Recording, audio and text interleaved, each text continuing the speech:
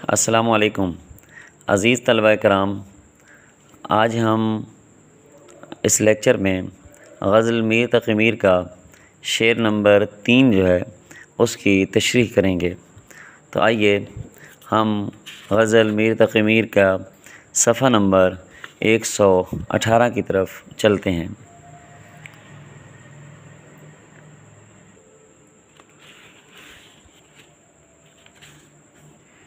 شعر نمبر 3 ہے: چشم دل کھول اس بھی عالم پر، چشم دل کھول اس بھی عالم پر، یہاں کی اوقات خواب کی سی ہے۔ تو عزیز طلبہ، تشریح سے قبل ہم اس شعر کے کچھ میننگ کی طرف توجہ کرتے ہیں۔ تو سب سے پہلا جو میننگ ہے وہ ہے چشم دل۔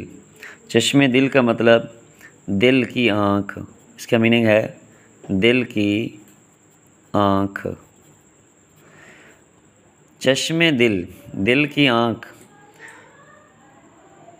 اس بھی عالم پر، اگلا میننگ ہے ہمارا اس بھی عالم پر، اس سے مراد آخرت ہے۔ اس بھی عالم، عالم کہتے ہیں جہان کو، تو جہاں کون سا؟ آخرت کا جہاں۔ تو یہاں کی اوقات، یہاں سے مراد اس سے دنیا ہے، یہاں سے مراد دنیا جس کے اندر ہم رہ رہے ہیں۔ اوقات، اوقات کا مطلب حیثیت، کہ یہاں کی جتنی بھی اوقات ہے، جو حیثیت ہے وہ کیا ہے؟ خواب کی سی ہے۔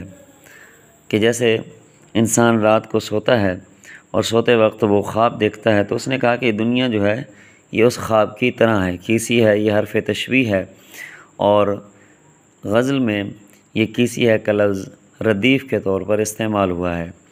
تو آئیے اس کی تشریح سے پہلے ہم اس شعر کا جو بنیادی فلسفہ ہے ہم اس کے اوپر تھوڑا غور کرتے ہیں۔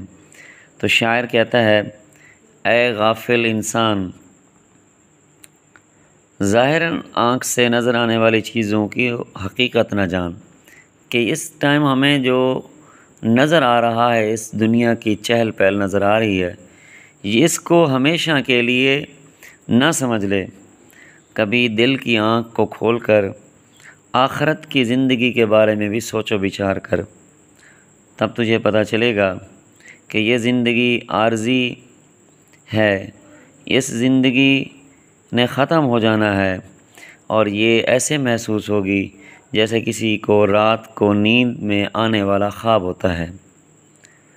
تو عزیز طلبہ، میر کو خدائے سخن کہا گیا۔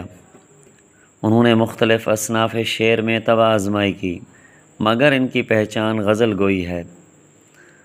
وہ بلا شبہ غزل کے بادشاہ ہیں۔ خلوص، درد غم، ترنم اور سادگی کی بدولت ان کی غزلیں دل پر اثر کرتی ہیں۔ ان کی شاعرانہ عظمت کا اعتراف نہ صرف ان کے ہم عصر شعراء نے کیا، بلکہ متاخرین نے بھی انہیں سراہا۔ مرزا غالب نے میر تقی میر کے بارے میں ہی کہا تھا کہ ریختہ کہ تمہیں استاد نہیں ہو غالب، ریختہ کہ تمہیں استاد نہیں ہو غالب، کہتے ہیں اگلے زمانے میں کوئی میر بھی تھا۔ تو شاعر کے پہلے مصرے میں شاعر نے، یہ 2 مصرے ہیں شعر کے، تو پہلے مصرے میں شاعر ہمیں اس بات کی طرف غور و فکر کی دعوت دیتا ہے کہ کبھی آنے والی جو زندگی ہے، جو اگلا جہاں ہے، اے انسان اس کے بارے میں غور و فکر کیا کر۔ آج اللہ نے تجھے آنکھ دی ہے، تجھے کان دیے ہیں، تجھے خوبصورتی عطا کی ہے، تجھے جوانی عطا کی، طاقت عطا کی ہے۔ ان تمام چیزوں کے بارے میں اس ذات نے اگلے جہاں میں سوال کرنے ہیں۔ تو اس دنیا کے علاوہ اللہ نے جو ایک جہان آباد کرنا ہے، جو ہمیشہ کا ہوگا، اس کے اندر ہمارے اچھے اعمال ہی ہمارے لیے عزت کا باعث ہوں گے، اور ہمارے جو اگر برے اعمال ہوئے وہ ہمارے لیے شرمندگی کا باعث ہوں گے۔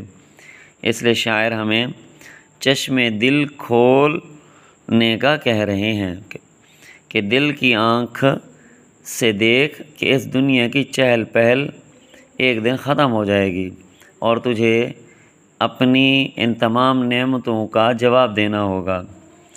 تو کسی شاعر نے کہا تھا کہ عمل گر نیک تیرے ہیں تو جنت ہے مقدر میں، عمل گر نیک تیرے ہیں تو جنت ہے مقدر میں، اگر بدتر عمل تیرے جہنم تیری قسمت ہے۔ دوسرے مصرعے کی طرف آتے ہیں۔ دوسرے مصرعے میں شاعر ہمیں یہ بتا رہے ہیں کہ یہ دنیا کی زندگی اس طرح ہے جیسے انسان رات کے کسی حصے میں خواب دیکھتا ہے اور وہ خواب میں کیا سے کیا بن جاتا ہے، لیکن جیسے ہی آنکھ کھلتی ہے تو اپنے آپ کو بستر پر پاتا ہے۔ اسی طرح ہماری دنیاوی زندگی ہے جس کو ہم بہت لمبا اور کبھی نہ ختم ہونے والی سمجھ لیتے ہیں، لیکن جب ختم ہوتی ہے تو معلوم ہی نہیں ہوتا۔ شاعر ہمیں آخرت کی فکر کی دعوت دیتے ہیں۔ وہ کہتے ہیں سانس سلامت ہے تو کچھ کر لو، یہ مہلت بار بار نہیں ملتی۔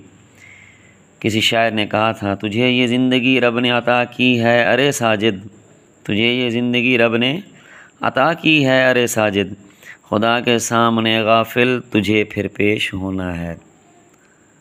تو عزیز طلبہ، آج کی اس ویڈیو کو ہم یہیں پر ختم کرتے ہیں۔ امید ہے اس شعر کا مفہوم اور اس کی تشریح آپ نے اچھی طرح ذہن نشین کر لی ہوگی۔ اگلے لیکچر میں ہم انشاءاللہ اس کا شعر نمبر 4 بار بار اس کے در پہ جاتا ہوں حالت اب اضطراب کی سی ہے، اس شعر کا مفہوم اور تشریح اپنی ویڈیو کا حصہ بنائیں گے۔ اللہ حافظ۔